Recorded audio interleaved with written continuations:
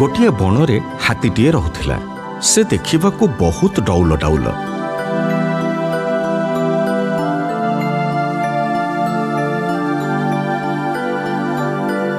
तार गोलगाल चेहरा देखी बिलुआ मानकर ता मांस खाइबाकू इच्छा हैला।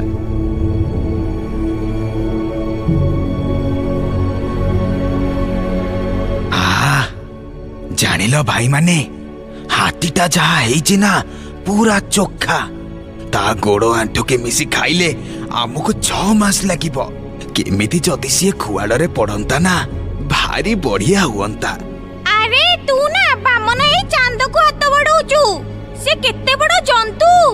से तते जदि ता पाद तळे खाली चापी दबो ना ताहेले तो जीवन चली जीवो। से कथा ठीक जे हेले लोभ देखाइबारे कोन असुविधा अछि? लोभ देखेइबारे ना लोभ करिबारे? लोभ देखेइबारे। सुन आमे हाथी पाखकु जाई कहिबा जे बाघ किंबा सिंह जंगलर राजा हबाकू चाहू नाहंती। तेनु आमे तुमको राजा बोली विचार करूछु। आ काली बणर सबु पशुंक सम्मति क्रमे तमे राजा हबो। अति सुंदर कथाटे तो सतरे। प्रस्तावटा आदौ मंद नुह। आमे जाई हाथी संगरे कथा हेले हुअंता। आमे माने समस्ते एका संगरे गले हबो ना कोन? जिए जीव जणे जीव। आमे बड़ बिलुआ भाई को पठेइबा। के मु? हाँ तमे तो आम समस्तंक भितरे बुद्धिया। तेणु तमे ही जीव। हौ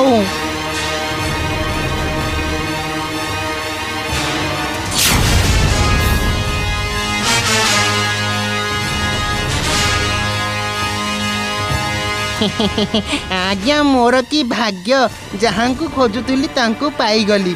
नमस्कार। नमस्कार। तू मते खोजुथिलो?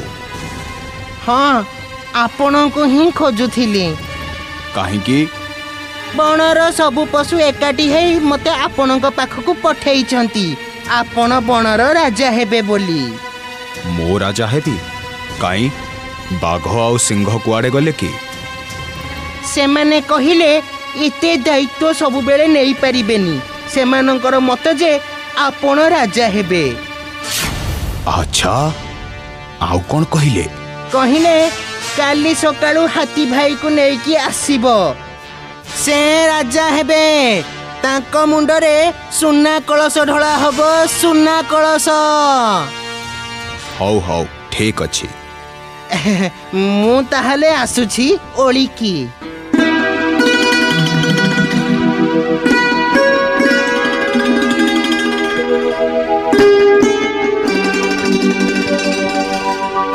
हाथीर तो लोभ लागिछि राजा हब। से कोन आउ बिलुआ योजना कथा जानिछि कि?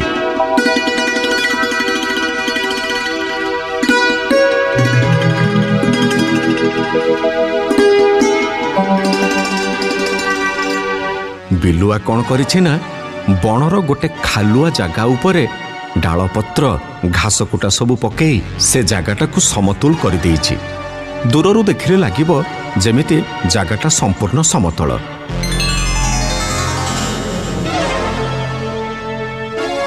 राति पाही सकाळ हेला।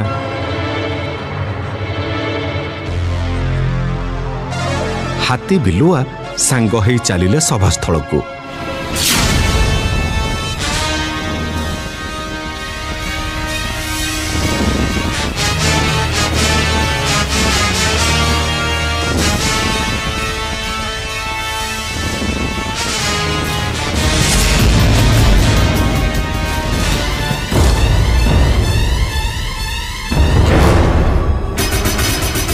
बिलुआ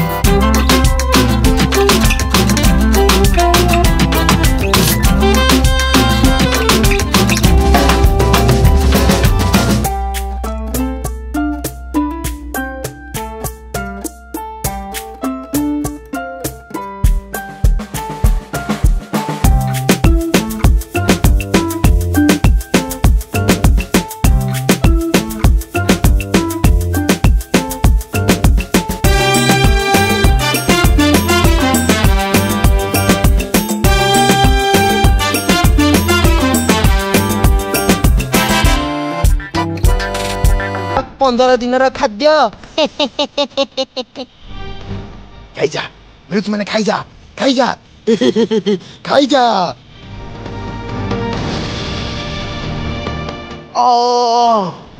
ମାଲୋ ମୋ ଜୀବନ ଛାଡ଼ି ଯାଉଛି, ରକ୍ଷା କର, ବଞ୍ଚାଅ ମତେ।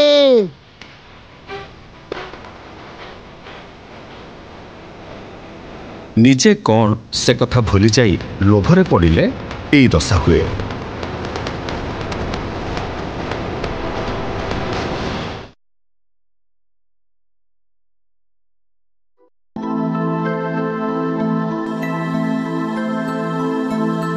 ଗୋଟିଏ ବଣରେ ହାତୀଟିଏ ରହୁଥିଲା। ସେ ଦେଖିବାକୁ ବହୁତ ଡଉଲ ଡାଉଲ।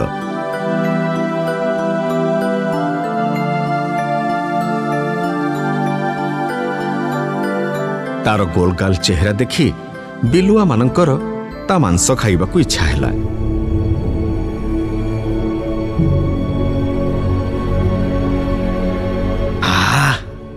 ଜାଣିଲ ଭାଇମାନେ, ହାତୀଟା ଯାହା ହେଇଛି ନା ପୁରା ଚୋଖା। ତା ଗୋଡ଼ ଆଣ୍ଠୁକେ ମିଶି ଖାଇଲେ ଆମକୁ 6 ମାସ ଲାଗିବ। କେମିତି ଯଦି ସିଏ ଖୁଆଡ଼ରେ ପଡ଼ନ୍ତା ନା, ଭାରି ବଢିଆ ହୁଅନ୍ତା। ଆରେ ତୁ ନା ବାମନ ଏଇ ଚାନ୍ଦକୁ ହାତ ବଢଉଛୁ। ସେ କେତେ ବଡ ଜନ୍ତୁ।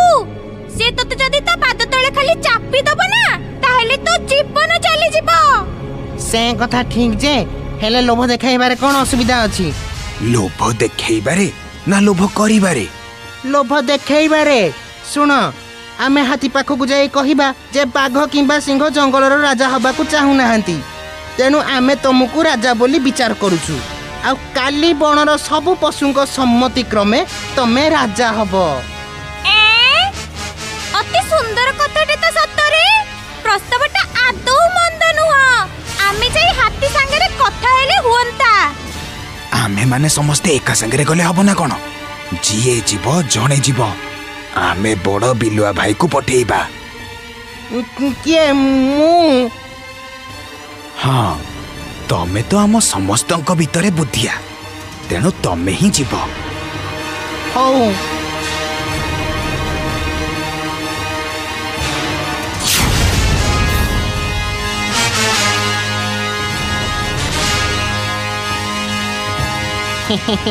ଆଜ୍ଞା, ମୋର କି ଭାଗ୍ୟ, ଯାହାଙ୍କୁ ଖୋଜୁଥିଲି ତାଙ୍କୁ ପାଇଗଲି।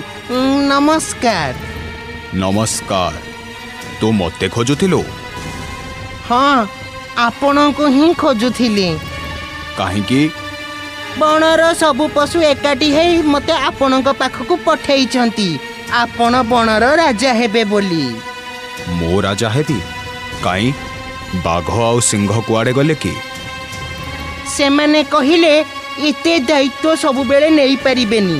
ସେମାନଙ୍କର ମତ ଯେ ଆପଣ ରାଜା ହେବେ। ଆଚ୍ଛା, ଆଉ କ'ଣ କହିଲେ? କହିଲେ କାଲି ସକାଳୁ ହାତୀ ଭାଇକୁ ନେଇକି ଆସିବ। ସେ ରାଜା ହେବେ। ତାଙ୍କ ମୁଣ୍ଡରେ ସୁନା କଳସ ଢଳା ହବ, ସୁନା କଳସ। ହଉ ହଉ, ଠିକ ଅଛି। ମୁଁ ତାହେଲେ ଆସୁଛି ଓଳିକି।